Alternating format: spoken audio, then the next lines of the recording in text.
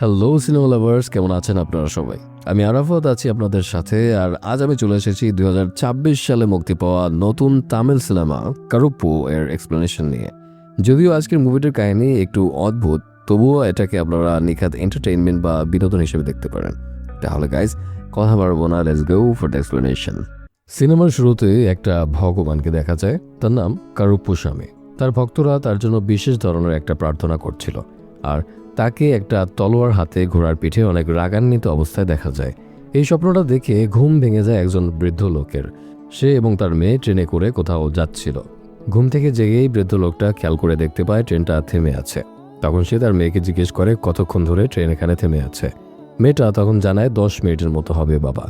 বৃদ্ধ লোকের মেয়ের নাম বিনু। ট্রেনটা এখানে স্টেশন ছাড়াই থেমে আছে। কতক্ষণ পর যে এখান থেকে যাবে তারও কোনো ঠিক ঠিকানা নেই। ওদের স্টেশন আসতে এখনও খানিকটা পথ বাকি, কিন্তু এখান থেকে ট্রেন আবারও চালু হওয়ার অনিশ্চয়তা দেখে বাবা মেয়ে তাদের ব্যাগপত্র নিয়ে বেরিয়ে পড়ে ট্রেন থেকে। তারপর গিয়ে এক রিক্সাওয়ালাকে জিজ্ঞেস করে তাদের গন্তব্যে সে যাবে কিনা। প্রথমে সেই চালকটা অনেক বেশি ভাড়া চায়। এই কারণে মেয়েটির বাবা দর ঘষাঘষি করতে থাকে রিক্সাওয়ালার সাথে। কিছুক্ষণের মধ্যেই দেখা যায় সেখানে দুজন ছিনতাইকারী চলে এসেছে। তাদের মুখগুলো ছিল ঢাকা এবং হাতে ছিল চাকু।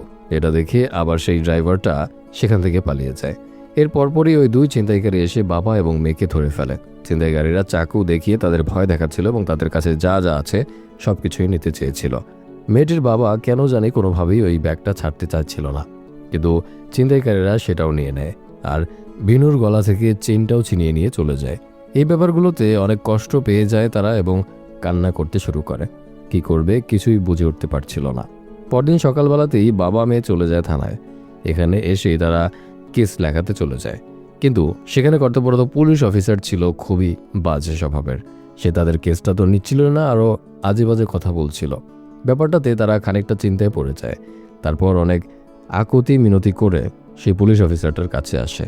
তখন সেই পুলিশ অফিসার জিজ্ঞেস করে তোমাদের কি কি চিন্তাই হয়েছে। তারপর সেই বৃদ্ধ লোকটা যে কথা বলে সেটা শুনে থানায় থাকা সবাই তো হতবাক। 60 সোভারেন সোনা চিন্তাই হয়েছে তার থেকে। এটা গ্রামে হিসাব করলে 480 গ্রামের মতো হয়, মানে প্রায় হাফ কেজি সোনা ছিনতাই হয়েছে।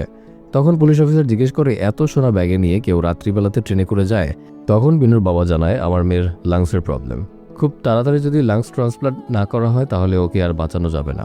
আর এজন্যই আমরা এতগুলো সোনা নিয়ে এসেছি, সেগুলো বিক্রি করে আমার মেয়ের চিকিৎসা করাবো বলে। কথা শুনে পুলিশ অফিসার কেসটা নিয়ে নেয় এবং তার পরপরই শুরু হয়ে যায় খোঁজখবর নেয়া।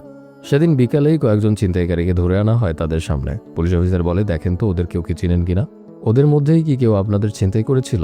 তবে গতকাল রাতে যখন ওদের থেকে ছিনতাই করা হয়েছিল তখন ছিনতাইকারীরা মুখে কাপড় পরেছিল, এর জন্য ওদেরকে চিনতে পারছিল না সেই বাবা মেয়ে। অবশ্য অনেক জিজ্ঞাসাবাদ এবং তল্লাশি করার পর তাদের সোনা উদ্ধার করা সম্ভব হয়। বিনুর বাবা সেই সোনাটা নিতে যায়, তখন ওনাকে বলা হয় 45 সোভারেন সোনা উদ্ধার করা হয়েছে, বাকিটা পাওয়া যায়নি, হয়তোবা তারা বিক্রি করে খেয়ে ফেলেছে। এখন আপনি এখানে সাইন করুন। কিন্তু বিনুর বাবা তো তার মেয়ের জন্য পুরো সোনাটাই নিয়ে এসেছিল। 15 সোভারেন কম হলে তো তার মেয়ের চিকিৎসাটা ঠিকঠাক মতো হবে না।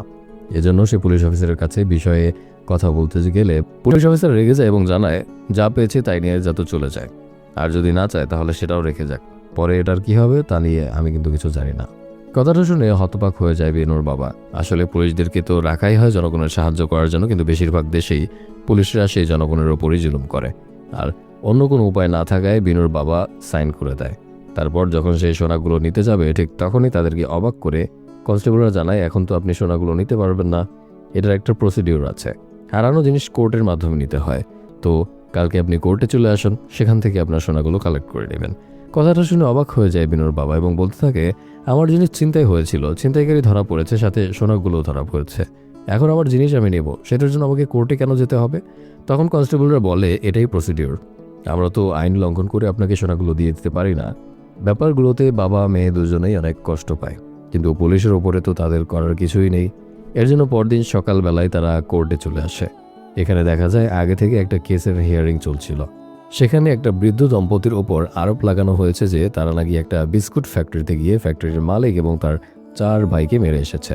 আসলে বিস্কুট ফ্যাক্টরিটা ছিল সেই দম্পতির জমির ওপরেই করা। তারা ঠিকঠাকভাবে নাকি টাকা পয়সা দিত না, এর জন্যই সেখানে বৃদ্ধ দম্পতি গিয়েছিল তারা যেন বিস্কুট ফ্যাক্টরিটা ভেঙে ফেলে। এখানে বৃদ্ধ দম্পতির হয়ে লড়ছিল প্রীতি নামের একটা লয়ার। শুনানি শুরু হওয়ার সাথে সাথে সে কথা বলতে থাকে। এক পর্যায়ে প্রীতি এটাও প্রমাণ করে দেয় যে আসলে তাদের 4 ভাইকে কোনো প্রকার কোনো মারধরই করা হয়নি। তারা যে তাদের হাত পা এবং মাথায় ব্যান্ডেজ করে এসেছিল সেগুলো ছিল সবই ফেক। সেই 4 ভাইকে আবার ডিফেন্ড করছিল বেবি কান্নান নামের একজন উকিল। প্রীতি যে এতক্ষণ এতগুলো প্রমাণ দেখালো তবুও একবারও কথা বলেনি কান্নান। এরপর জাজ তাদেরকে ফাইনাল বক্তব্যটা দিতে বলে। তখন কান্নান জানায়, জজ সাহেব, আপনার সামনে আমি একটা লিখিত বক্তব্য পেশ করছি। সেটির 3 নম্বর পেজ এবং 7 নম্বর পেজটা একবার খুলে দেখুন। তখন সেগুলো দেখতে থাকে জজ। প্রীতি সেই পেজগুলো বের করে দেখতে পায় সেখানে তো কিছুই নেই। কিছুক্ষণ পর জাজ বলতে শুরু করে, সমস্ত তথ্য প্রমাণের ভিত্তিতে এটাই জানা যাচ্ছে যে এই দম্পতি গিয়েছিল সেই বিস্কুট ফ্যাক্টরিতে এবং 4 ভাইকে মারধর করেছে। তাদের চিকিৎসা বিল বাবদ 1 লক্ষ টাকা এই দম্পতিকে জরিমানা করা হলো। এই ব্যাপারটাতে সবাই তো হতবাক। সবচেয়ে বেশি শক্ত হয়েছিল প্রীতি। সে তো আগেই প্রমাণ করে দিয়েছিল যে ওদেরকে মারধর করাই হয়নি, কিন্তু জাজের কাছে কান্নান যে লিখিত প্রমাণপত্রটা দিয়েছিল তার মধ্যে এমন কি ছিল যেটা দেখে জাজ এই বক্তব্যটাই পাল্টে দিল। এখানে জাজের উপর বলার মতো কিছুই নেই, শুধু সে মন খারাপ করে সেই বৃদ্ধ দম্পতিটার জন্য।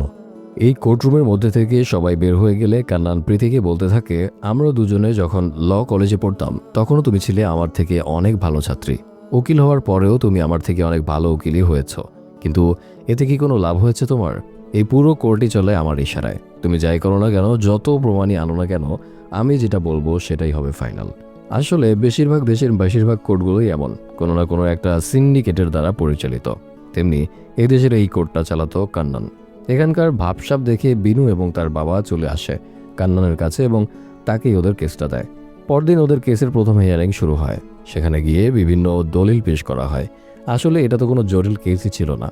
বিনু এবং তার বাবাকে রাতের বেলাতে ছিনতাই করা হয়েছিল। ছিনতাইকারী ধরা পড়েছে, সাথে সকল সোনাও। কিন্তু তারপরেও আজকের এই শুনানিতে কনস্টেবলটা উপস্থিত হয় না। এর জন্য কেসটাও তার গতি হারায় এবং আজকে আর সলভ হয় না। আজকের মতো কোর্টটা এখানেই মুলতবি ঘোষণা করা হয়। সেখান থেকে বের হওয়ার পরেই কান্নান তার লোকজন নিয়ে চলে আসে একটা হোটেলে।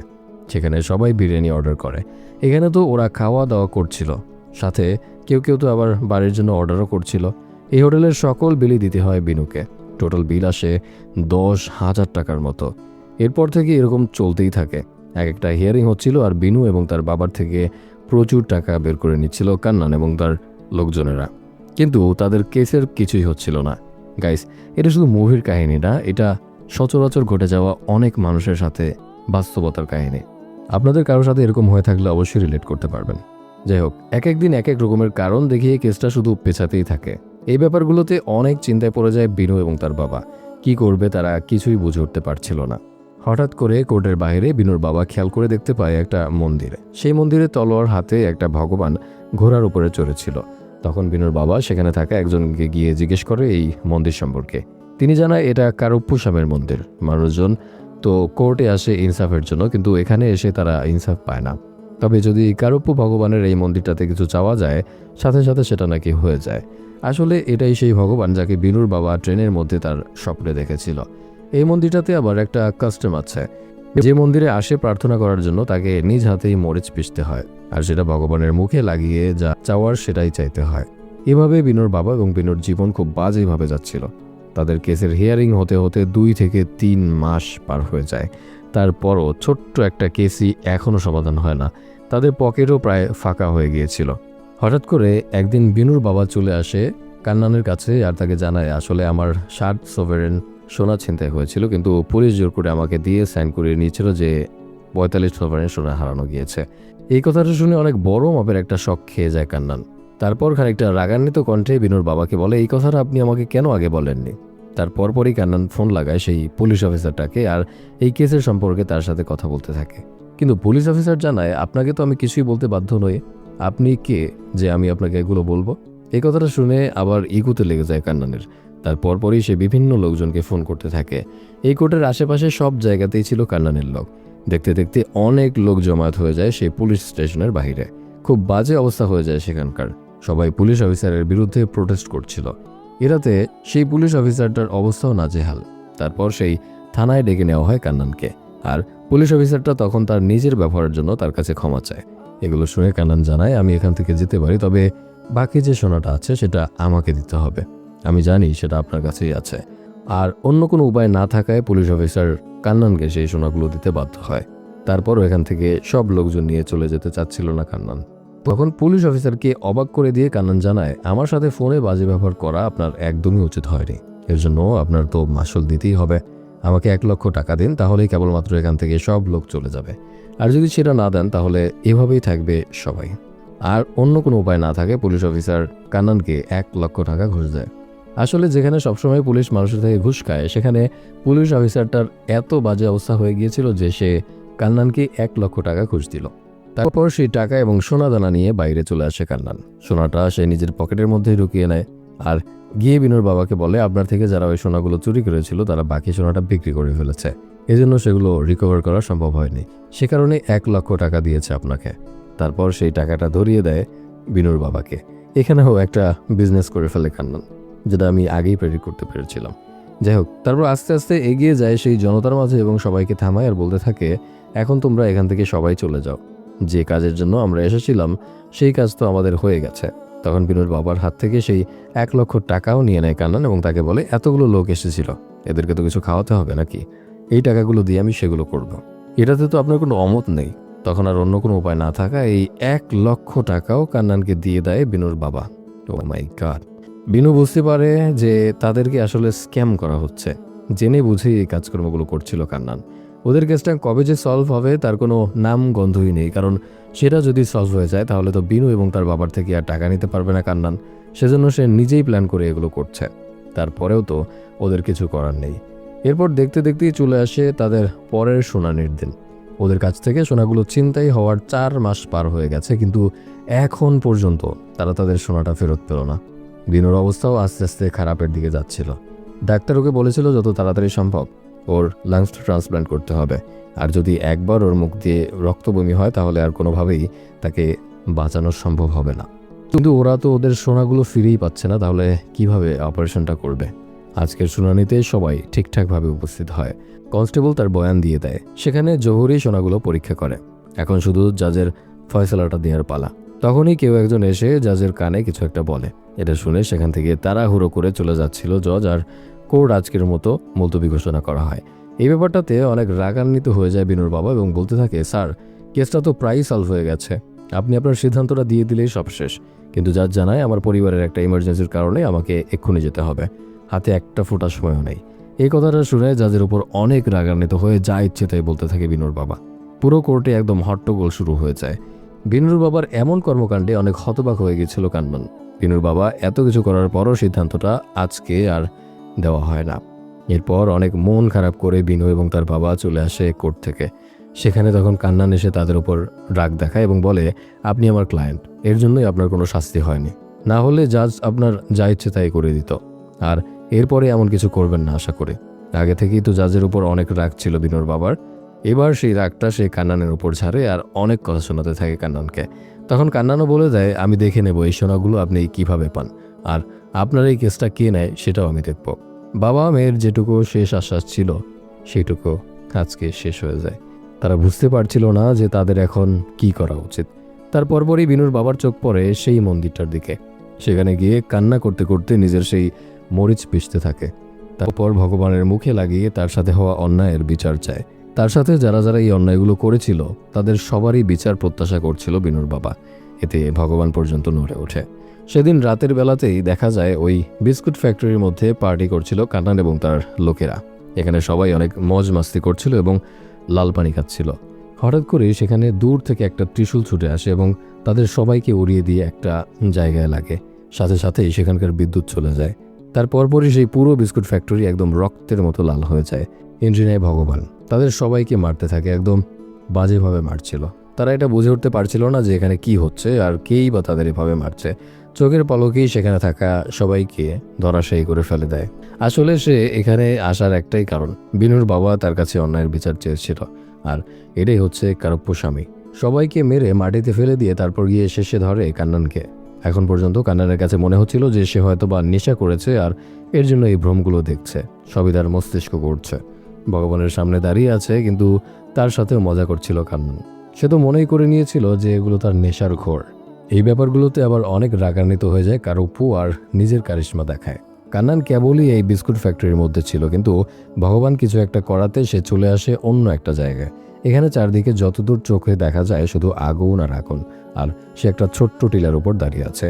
আসলে এটা হচ্ছে হেল বা নরক। এই ব্যাপারগুলো দেখে অনেক ভয় পেয়ে যায় কান্নান। ততক্ষণে সেখানে কারপ্পু চলে আসে। কান্নান তার কাছে অনেক করে কাকতি মিনতি করছিল, তারপরেও তার কোনো কথাই শোনে না কারপ্পু, আর এক পর্যায়ে তাকে ফেলে দেয় আগুনের মধ্যে। এতে অনেক জোরে চিল্লাতে থাকে কান্নান, কিন্তু কিছুক্ষণের মধ্যেই কান্নান খেয়াল করে দেখে যে সে আবারও বিস্কুট ফ্যাক্টরির মধ্যে চলে এসেছে। এখন তার বুঝতে বাকি নেই যে ওর সামনে যে আছে সে স্বয়ং ভগবান। তখন সে ওনার কাছে অনেক করে ক্ষমা চাইতে থাকে আর বলতে থাকে, আমি কি ভুল করেছি যে জন্য আপনি আমাকে এত শাস্তি দিচ্ছেন নিজেই চলে এসে। তখন ভগবান তার শক্তির ব্যবহার করে কান্নানকে দেখায় যে বিনু এবং তার বাবার সঙ্গে সে কি অন্যায় করেছে, আর বিনুর বাবা ভগবানের মন্দিরে গিয়ে এগুলো নিয়ে বিচার দিয়েছে। এজন্যই সে নিজেই চলে এসেছে কান্নানের বিচার করতে। তার পরপরই কান্নান ভগবানের কাছে অনেক ক্ষমা চাইতে থাকে আর বলে, আমি কালকের মধ্যে ওদের সোনাগুলো ওদেরকে পাইয়ে দেওয়ার ব্যবস্থা করব, আমাকে একটাবার সুযোগ দিন। কিন্তু তারপরে ওকে কোনো চান্স দেওয়ার পক্ষেই ছিল না ভগবান। তবে অনেক জোরাজোরি করতে দেখে বলে, তোকে আমি সময় তো দেব, কিন্তু তারপরও তুই যদি আগামীকাল তাদের সোনা পাইয়ে না দিতে পারিস তখন কি হবে?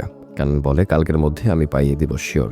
আর কোথায় কোথায় কাকে কাকে কত টাকা ঘুষ দিয়ে কাজটা সে করিয়ে নেবে কালকের মধ্যে, এটাও সে ভগবানের সামনেই বলে।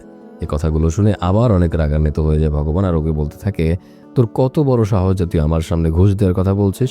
তখন কান্নান জানায়, আসলে পুরো কোর্টের সিস্টেমটাই চলে এভাবে, যদি ঘুষ না দেওয়া হয় তাহলে কোনো কাজই কোর্টে করানো সম্ভব না। আমার কথা যদি আপনার বিশ্বাস না হয় তাহলে আপনি নিজেই গিয়ে দেখতে পারেন। আমি আপনাকে চ্যালেঞ্জ দিলাম, আপনি ঘুষ না দিয়ে কোনো কিছুই করতে পারবেন না, কারণ সেটা আমার এরিয়া। আমি জানি সেখানে কোনটা কিভাবে করতে হয়। এরপর যদি আমাকে বিশ্বাস না হয় তাহলে চলে আসুন কালকে আর আপনি দেখিয়ে দিন আপনার কারিশমা। তখন অবশ্য চ্যালেঞ্জটা অ্যাকসেপ্ট করে নেয় কারপ্পু আর বলে, কালকে আসছি আমি তোর কোর্টে, দেখা হবে তোর সাথে সেখানেই। পরদিন সকালবেলাতেই কোর্টে চলে আসে ভগবান। এখানে সে উকিল সেজে আসে আর তার নাম সেখানে ছিল সারাভানাম। তার পরপরই তিনি গিয়ে দেখা করে বিনু আর তার বাবার সাথে এবং তাদের কেসটা নিতে চায়, সাথে সে যে কোনো টাকা পয়সা নিবে না এটাও জানায়। তখন বিনু এবং বিনুর বাবা তাকে কেসটা দিয়ে দেয়। এরপর যখন কোর্টের বারান্দা দিয়ে কারপ্পু হাঁটছিল তখনই দেখা যায় কান্নানের সাথে, আর বলে, আমি চলে এসেছি তোর কোর্টে, দেখা হবে শুনানিতে। তবে কোর্টরুমের মধ্যে আসার পর তো অবাক হয়ে যায় কারপ্পু। এখানে আসার পরপরই উকিলগুলো তাদের নিজেদের কেসের কাগজগুলো জমা দেওয়ার জন্য ব্যস্ত হয়ে পড়ে। সবাই হুড়োহুড়ি করতে থাকে যে কার কাগজগুলো আগে জমা দেওয়া যায়, কিন্তু এসব কিছুই করতে পারছিল না কারপ্পু। তখন তাকে সাহায্য করার জন্য চলে আসে একজন মহিলা আর তার কাগজটা সাথে নিয়ে জমা দিয়ে দেয়। কোর্টের কার্যক্রম শুরু হওয়ার কিছুক্ষণ পরেই চলে আসে বিনু এবং তার বাবার ছিনতাইয়ের কেসটা, সেটার জন্য সামনে এগিয়ে আসে কারপ্পু। কিন্তু দেখা যায় আরও তিনজন সেখানে এগিয়ে আসে। তার মধ্যে ছিল সেই উকিলটাও যে একটু আগেই কারপ্পুকে সাহায্য করেছিল। আসলে ওরা সবাই বিনু এবং তার বাবার সেই কেসটার পিটিশন ফাইল করেছিল। এটা দেখে অবাক হয়ে যায় জাজ আর বলে, এতজন কিভাবে কেসের পিটিশন ফাইল করতে পারে? তোমরা এটার প্রপার ডকুমেন্টস নিয়ে এসো যে কি হবে এই কেসের উকিল, তারপরেই হিয়ারিংটা শুরু হবে। আজকে ওদের কেসের কিছুই হয় না। এতে আরও অনেক বেশি চিন্তায় পড়ে যায় বাবা এবং মেয়ে। সেখান থেকে বের হওয়ার পরপরই বাহিরে দেখা যায় একসঙ্গে অনেক মানুষ জমায়েত হয়েছে। একটা মহিলা তার কেস নিয়ে এসেছিল। সে একটা মন্ত্রীর পার্সোনাল অ্যাসিস্ট্যান্ট ছিল। সেই মন্ত্রীটা আবার তার সাথে জোর করে খারাপ কাজ করে, আর সেজন্যই ওনার উপরে কেস করেছিল মেয়েটা। তিনি না জেনে এই কেসটা আবার দিয়ে দিয়েছিলেন কান্নানকে। এখন কান্নানের লোকজনরা সেই মেয়েটার এই কেসটা উঠিয়ে নিতে বলেছিল, কারণ ওরা টাকা খেয়েছিল সেই মন্ত্রীর কাছ থেকে, কিন্তু মেয়েটা কোনোভাবে এই কেসটা উঠাতে চায় না। তখন সেখানে চলে আসে কান্নান আর এই কেসের বিভিন্ন ডকুমেন্টস একত্রিত করে সেটা লাল কাপড় দিয়ে ব্যান্ডেজ করে ফেলে দেয় মাটিতে। সাথে বলতে থাকে, এখানে আসা একটা উকিলেরও যদি সাহস হয় ফাইলটা মাটি থেকে তোলার, তাহলে এই কেসটা আমি আর লড়ব না। কিন্তু দেখা যায় সেখানে একটা উকিলও এই সাহসটা করে না। ফাইলটা কেউই উঠায় না, ফাইলটা সেখানে মাটিতেই পড়ে থাকে। ব্যাপারটা ঘটে যাওয়াতে অনেক কষ্ট পেয়ে যায় সেই মেয়েটা। তার সাথে খারাপ কাজ করা হয়েছিল, তারপর সে অনেক সাহস জুটিয়ে মন্ত্রীর নামে কেস করে, কিন্তু সেটারও এখন কোনো হাল হচ্ছে না। এই ব্যাপারগুলো পাশ থেকে কারপ্পু এবং প্রীতিও দেখছিল। তখন প্রীতি ওকে বোঝাতে থাকে, এখানে এমনই চলে, যদি কান্নান কোনো কেস লাল কাপড় দিয়ে বেঁচে দেয় তাহলে সেটা নেওয়ার সাহস আর অন্য কারো হয় না। বিনু এবং তার বাবার কেসটা নিয়ে যা ঘটেছিল সেটা হচ্ছে ওই তিনজনের সম্মিলিত কাজ। যারা তিনজন এখানে পিটিশন ফাইল করেছিল তারা তিনজন আসলে একসঙ্গেই কাজ করত। তখন তারা সবাই মিলে চলে আসে ক্যান্টিনে। দেখতে পায় দুজনে বসে দাবা খেলছে। তাদের কাছে গিয়ে কারপ্পু এই কেসটার পিটিশনগুলো তুলে নিতে বলে, কিন্তু তারা কেউই এই কাজটা করবে না বলে জানিয়ে দেয়। আর যদি তাদেরকে কিছু টাকা ঘুষ দেয় তাহলে এই পিটিশনটা তারা উঠিয়ে নেবে বলে জানায়। তখন কারপ্পু বুঝতে পারে যে এই কোর্টের মধ্যে আসলে ঘুষ ছাড়া কোনো কিছুই করা পসিবল না। তখন সে তার পাওয়ার ইউজ করে, আশেপাশে সবকিছু একদম স্থির হয়ে যায়। তারপর প্রীতিকে এই লুপটা থেকে বের করে আনে আর তাকে এই পিটিশন ফাইলগুলো ছিঁড়ে ফেলতে বলে। তখন প্রীতিও ঠিক তেমনটাই করে। এই ব্যাপারগুলো আবার বাইরে থেকে জানালা দিয়ে দেখছিল কান্নান। সেখান থেকে যখন কারপ্পু বাইরে আসে তখন কান্নান তাকে বলে, আপনি তো এটা করতে পারেন না। এখানে ঘুষ দেওয়া যেমন অপরাধ, তেমন আপনার পাওয়ার ব্যবহার করাও অপরাধ। আপনি তো আমাকে এটা দেখাতে এসেছিলেন যে ঘুষ ছাড়া আপনি কাজ কিভাবে করবেন। আপনি তো ভগবান। আপনি যদি পাওয়ার ইউজ করেন তাহলে তো এখানে কোনোভাবেই আমরা পেরে উঠব না। তো আমাকে কথা দিতে হবে আপনি আর এখন থেকে কোনো রকমের পাওয়ার ব্যবহার করবেন না। তখন না যাওয়া সত্ত্বেও কথা দিতে হয় কারপ্পুকে। সেখান থেকে আসার পরপরই সবাই অনেক চিন্তা করছিল। তখন প্রীতি বিনুকে বলতে থাকে, তুমি একদমই চিন্তা করো না, তোমাদের সঙ্গে ছিনতাই হয়েছিল। তারপর পুলিশই তো ছিনতাইকারীদেরকে ধরিয়ে এনেছিল আর তোমাদের সোনাগুলো উদ্ধার করেছিল, তাই না? তোমরা তোমাদের সোনাগুলো ফিরে পাবে, একদম চিন্তা করো না। তখন বিনু জানায় পুলিশ এতে কিছুই করেনি। আসলে সেদিন যখন সেই ছিনতাইকারীগুলো ধরে এনেছিল পুলিশ, তখন বিনুর বাবা এবং বিনু অনেক কান্না করে ওদের কাছে বলেছিল যে তার মেয়ের জীবন মরণ জড়িত আছে এই স্বর্ণগুলোর সাথে। তার চিকিৎসা না করতে পারলে সে মারা যাবে।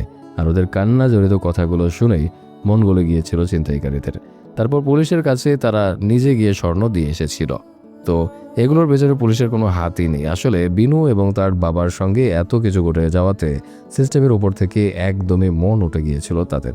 পরদিন তাদের আরেকটা শুনানি ছিল। সেখানে গিয়ে প্রথমে তো কোর্টের কার্যক্রম খুব ভালোভাবেই চলছিল। আজকে সেখানে সবাই উপস্থিত, তবে কোর্টরুমের মধ্যে কোনো কিছু সমস্যা না পেয়ে এবার বিনুর পোশাক নিয়ে কথা বলে জাজ আর জানায়, তুমি কেন এই স্লিভলেস কাপড় পরে কোর্টে এসেছো? আমার কোর্টের মধ্যে এগুলো একদমই চলবে না। এই কথাটা শুনে খানিকটা রাগান্বিত হয়ে যায় বিনু আর এটা ওটা বলে দেয় জাজকে। আসলে এতদিন ধরে বিনুর সঙ্গে যা যা ঘটছিল এগুলোতে সে অনেকটাই রাগান্বিত ছিল। এই জন্যই সে জাজকে আবল তাবল কথা বলেছিল। তখন এই কাজের জন্য জাজ ওকে একদিনের জেল দেয়। ওকে কারাগারের মধ্যে নিয়ে যাওয়া হলে সেখানে চলে যায় কারপ্পু আর অনেক দুঃখ প্রকাশ করতে থাকে তার অপারগতার জন্য।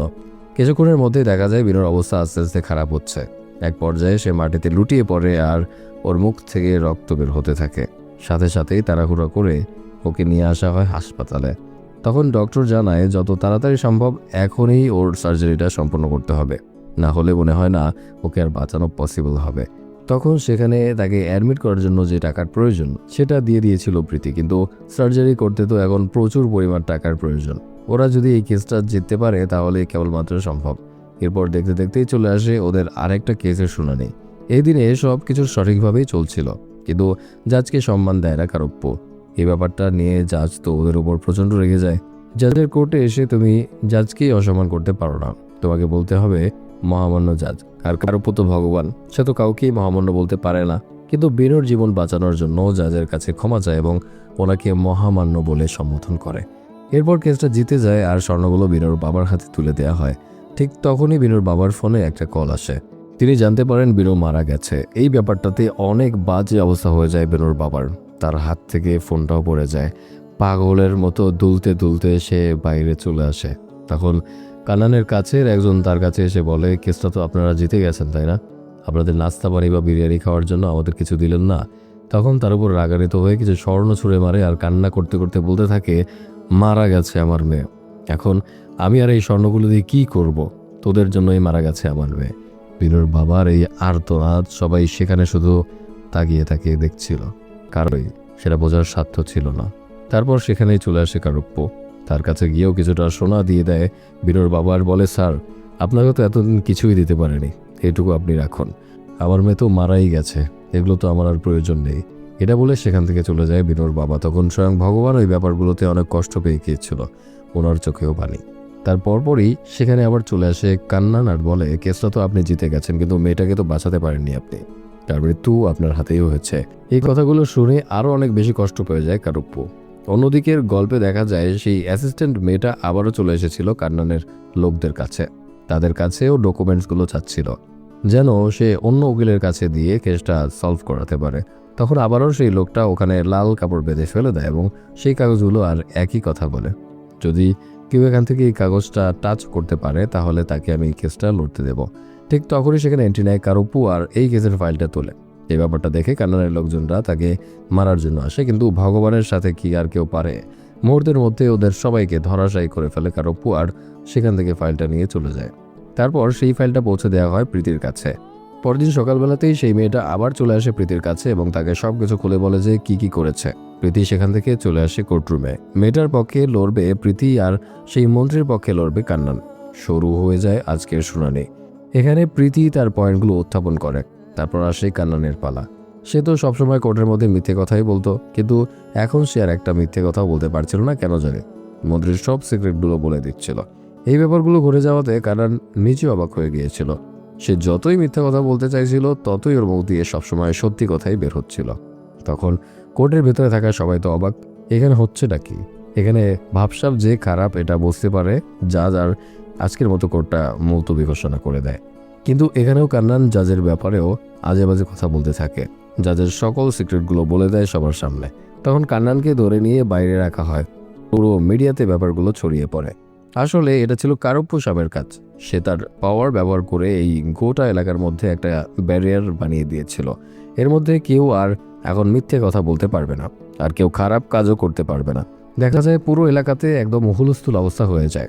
যারাই কোনো খারাপ কাজ করতে যেত, কিন্তু সেখানে যাওয়ার পরেই তাদের কি যেন হয়ে যেত, আর তারা অপরাধ করতে পারতো না। দেখতে দেখতে পুরো এলাকার থানাগুলো ফাঁকা হয়ে যায়, কোর্টও হয়ে যায় পুরোপুরি ফাঁকা। কোনো অপরাধ হচ্ছিল না, এর জন্য কোনো কেসও ছিল না। এই ব্যাপারগুলো ঘটে যাওয়াতে সেখানে যারা ভালো মানুষ ছিল তারা তো অনেক খুশি, আর যারা খারাপ মানুষ ছিল তারা এই ব্যাপারগুলো একদমই মানতে পারছিল না এবং কথাবার্তা বলতে থাকে কি করা যায়, এগুলো তারা কিভাবে সলভ করতে পারবে। এগুলো নিয়ে ওরা সবাই মিলে প্ল্যান প্রোগ্রাম করছিল। এই ব্যাপারগুলো ঘটে যাওয়াতে সবাই মন্দিরে গিয়ে কারপ্পুর নামে প্রার্থনা করে। এখানকার ভাবসাব দেখে অনেক খারাপ মানুষও চলে যায় কারপ্পুর এবং তারাও ভালো হতে শুরু করে। তার আর বুঝতে বাকি থাকে না যে সে ভুলের সঙ্গে পাঙ্গা নিয়েছে। একদিন মন্দিরের বাইরেই শুয়েছিল কারপ্পু। সেখানে তাকে মারার জন্য লোক পাঠায় কান্নান। তবে ভগবানের সাথে কি কেউ আর পেরে ওঠে? তাদের সবাইকে অনেক বাজেভাবে মারতে থাকে কারপ্পু। দেখতে দেখতেই সবার অবস্থা একদম খারাপ করে ফেলে। ওদিকে দেখা যায় কান্নান গাড়ি নিয়ে এলাকার বাইরে কোথাও একটা যাচ্ছিল। ঠিক তখনই সেখানে একটা ট্রাক এসে তার গাড়িটাকে উড়িয়ে দেয়। তারপর সেই ট্রাকের ভেতর থেকে বেরিয়ে আসে সেই বিস্কুট ফ্যাক্টরির মালিকরা। তারা আসলে কান্নানকে মারার জন্য এসেছিল। তারা মন্ত্রীর কথাতেই তাকে মারতে চেয়েছিল। তারা তাদের ট্রাক দিয়ে কান্নানের গাড়িটা এত জোরে ধাক্কা দিয়েছিল যে গাড়িটা গিয়ে এলাকার বাইরে পড়ে যায়। তখন সীমানার বাইরে যাওয়ার সাথে সাথে এই 3 ভাই কান্নানকে আবার বস হিসেবে সম্বোধন করে। তারপর আবার যখন ওকে হসপিটালে নিয়ে যাওয়া হয়, সীমানার ভেতরে আসে, তখন আবারও ওকে মারার জন্য চড়াও হয়। এই ব্যাপারগুলোতে কান্নান বুঝে যায় যে এলাকার সীমানার বাইরে কারপুর কোনো পাওয়ার নেই। সে ভগবান হলে কি হবে, তার একটা নির্দিষ্ট সীমারেখা আছে যার মধ্যে তার ক্ষমতা সে ব্যবহার করতে পারে। আর এই সীমারেখার বাইরে গেলে তার এক ফোঁটা ক্ষমতাও নেই। তার পরপরই ব্যাপারটা একটা ভিডিও করে নিয়ে কান্নান চলে আসে জাজের সঙ্গে দেখা করার জন্য। ওনাকে সেই ভিডিওটা দেখিয়ে বলে আমার একটা হেল্প প্রয়োজন, যে কোনোভাবে এই কোর্টটাকে সীমানার বাইরে নিয়ে যেতে হবে, তাহলে আমাদের সাথে আর ভগবান পেরে উঠবে না। কিন্তু এই ব্যাপারটাতে জাজ ওকে সায় দিতে পারবে না বলে জানিয়ে দেয়। পরদিন সকালবেলাতেই সেই কোর্টরুমের মধ্যে কান্নান তার নিজের লোকজনকে পাঠায়। এই কোর্টটা ছিল আবার আসলে অনেক পুরনো। সেখানে থাকা সিঁড়িতে 10 জনের বেশি একসঙ্গে ওঠা ছিল নিষেধ, কিন্তু কান্নানের পাঠানো অনেক লোক একসঙ্গে ওঠে সিঁড়িতে। এতে সিঁড়িটা ভেঙে সেখানেই পড়ে যায় এবং অনেকেই আহত হয়। চারিদিকে শুধু আগুন জ্বলছিল। আর এইসব হট্টগোলের মধ্যে সেই জাজের বডিটাকে ওই কোর্টরুমের ভেতরে রেখে আসা হয়। সেদিন বিকেল বেলাতেই সকল উকিলদের নিয়ে একটা প্রেস কনফারেন্স করে কান্নান। নিজেও সে ব্যথা পেয়েছে এমনটা দেখায় আর বলতে থাকে এই কোর্টের মধ্যে কেউই সুরক্ষিত নয়। এর জন্য কোর্টটা অন্য একটা জায়গায় নিয়ে যেতে হবে, সেটার ব্যবস্থা আমি করে দেব। জমি এবং বিল্ডিং নিয়ে চিন্তা করতে হবে না, সেগুলো সবকিছু আমি দেখব। আর তা যদি না হয় তাহলে আজকে থেকে আমরা আর এই কোর্টের মধ্যে কেউই প্রবেশ করব না।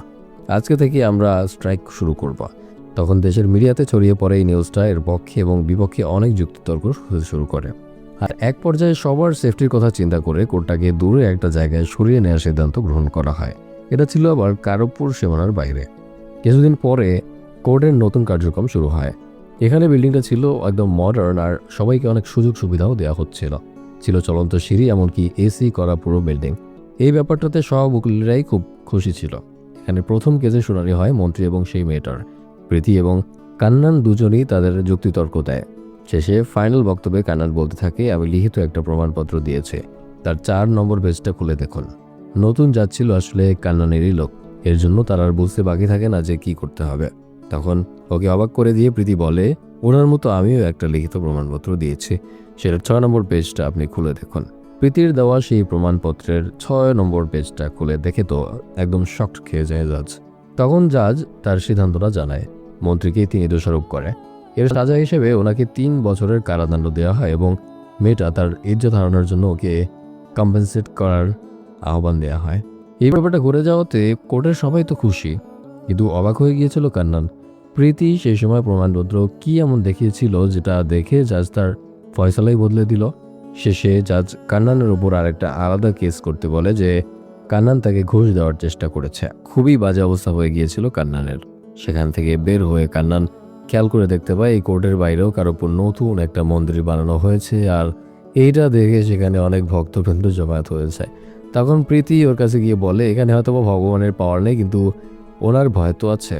তো আমি আমার এই প্রমাণপত্রটাতে শুধু লিখেছিলাম কারব্য স্বামী কিন্তু সব কিছু দেখছে, আর এটাতেই তিনি এমনটা করেছেন।